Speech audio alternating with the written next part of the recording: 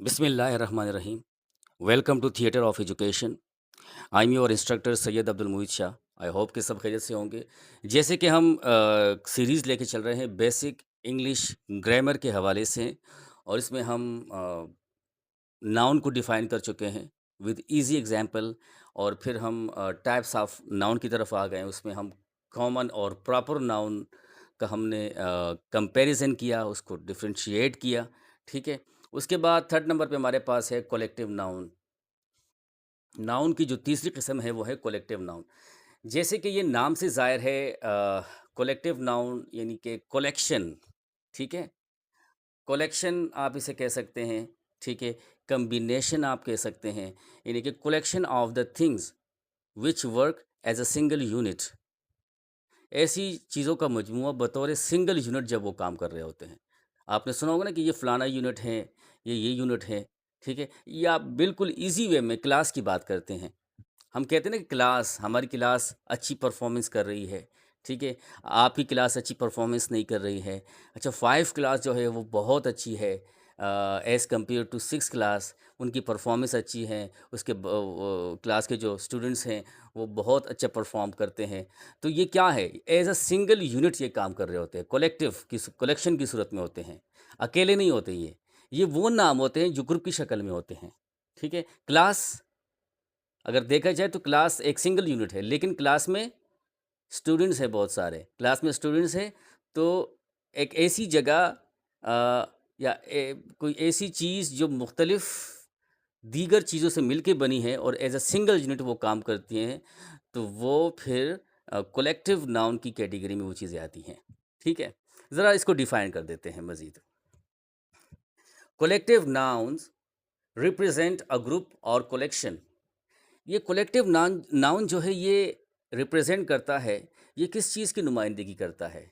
Collective noun का मतलब ये होता है कि ये एक ग्रुप की शक्ल में होते हैं, कलेक्शन की शक्ल में होते हैं. ये acting as a single unit, बतौर सिंगल यूनिट ये काम कर रहे होते हैं.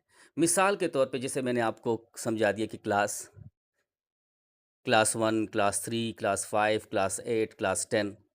तो क्या है ये, एज अ सिंगल यूनिट ये काम कर रहे होते हैं. हम कहते हैं ना कि हमारी क्लास जो है ना इसकी परफॉर्मेंस अच्छी है, आप लोगों की क्लास की परफॉर्मेंस अच्छी नहीं है. यहाँ क्लास से मुराद ये है कि हमारी क्लास के स्टूडेंट्स जो है उनकी परफॉर्मेंस अच्छी है. हाँ, कहते हैं कि 6 क्लास के बच्चे जो बड़े काबिल हैं या 7 क्लास के बच्चे इतने काबिल नहीं हैं. तो ये बच्चे जो है ये एक क्लास को रिप्रेजेंट कर रहे होते हैं, इसलिए ये कलेक्टिव नाउन है. ये फिर मिसाल के तौर पे, अब ये एक ज़रा एग्जांपल है, इसको ज़रा समझ लीजिएगा. फर्नीचर, तो फर्नीचर तो सिर्फ़ एक बेड का नाम नहीं है ना. ठीक है. तो फर्नीचर में आपका बेड भी आ गया, फर्नीचर में कुर्सियाँ भी आ गई. ठीक है. टेबल्स भी आ गए, साथ में और भी चीज़ें आ गई. तो ये पूरा मिल के एक यूनिट के तौर पे इसका नाम रखा गया है फर्नीचर. ठीक है. अब फिर देख लीजिएगा, जैसे कि furniture a collection of items, जैसे कि चेयर, टेबल, बेड. फिर यहाँ पे देखें टीम, पाकिस्तानी क्रिकेट टीम. तो पाकिस्तानी क्रिकेट टीम का मतलब क्या है कि टीम में कम से कम 11 खिलाड़ी हैं.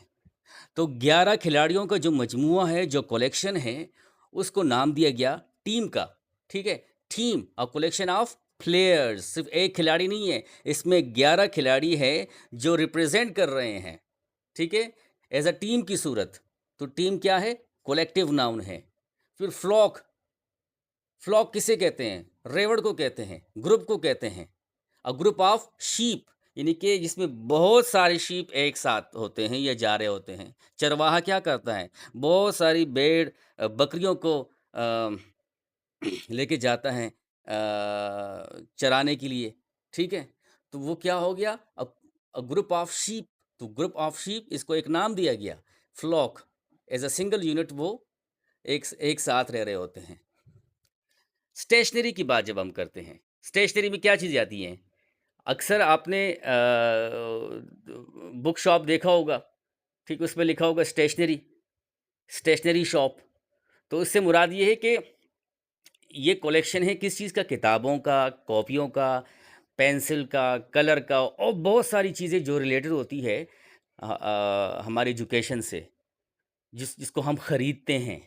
कॉपियाँ हो गई हमारी, पेंसिल बॉक्स, بیگ وغیرہ، یہ ساری چیزیں، تو اس کو نام دیا گیا۔ یہ سب ایز اے سنگل یونٹ کام کر رہے ہوتے ہیں یا ایز اے سنگل یونٹ ہوتے ہیں، موجود ہوتے ہیں، تو اسٹیشنری سے کہتے ہیں۔ اچھا، یہ ورڈ ہے اسٹیشنری، STATIONERE، اسٹیشنری،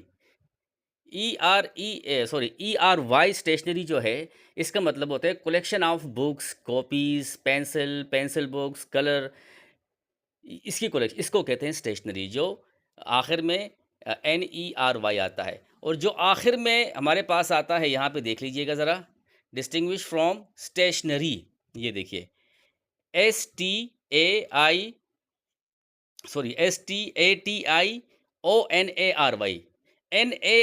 اسٹیشنری کا مطلب ہوتا ہے مستقل رہنا، اسٹینڈنگ اسٹل، اس کا مطلب ہوتا ہے مستقل، جامد، قائم رہنا، ٹھیک ہے۔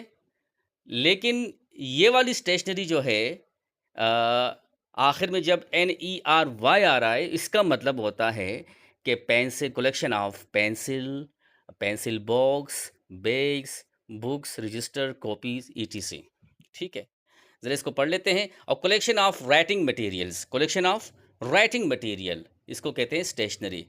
اور یہ جو اسٹیشنری جو دوسری والی بتائی گئی ہے، اس کا مطلب الگ ہے، یعنی کہ یہ ہوموفون ورڈز ہیں، ٹھیک ہے۔ اس کو اس کے ساتھ بالکل ریلیٹ مت کیجیے گا، یہ الگ ہے۔ اچھا، thank you so much for watching. انشاءاللہ نیکسٹ ویڈیو میں ہم ملیں گے مٹیریل ناؤن کے ساتھ۔ اللہ حافظ۔